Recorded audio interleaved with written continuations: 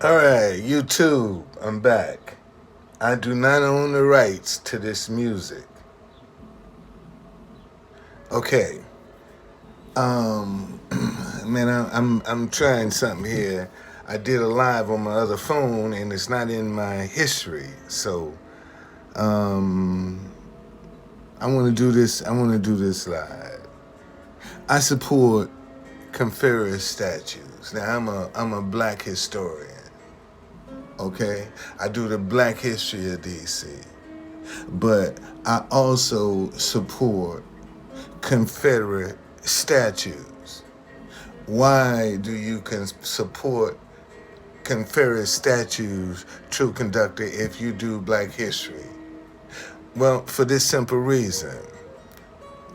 Um, Tourism is is down now. I mean, with COVID, with the country being closed, a lot more requirements now are being made for foreigners to be able to get in the United States. So tourism has been impacted.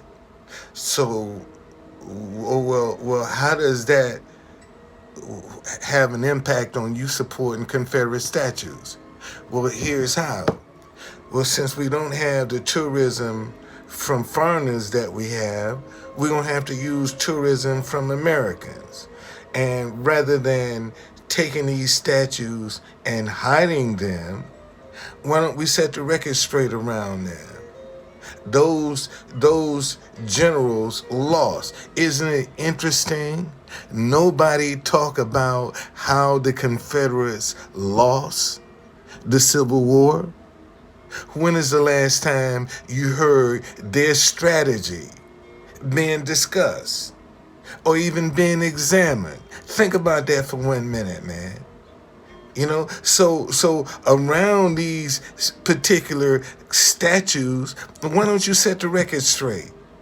Why don't you now use the correct story as bait for tourism to get people to now come to your city to replace the foreigners that for whatever reason ain't coming to the United States like they used to. You see, so we gonna have to supplement that tourism with Americans. And how do you do that? You set the record straight. You add history to what you already have. I mean, if you go around Thomas Jefferson, why can't you tell the story of Sally Hemings around him?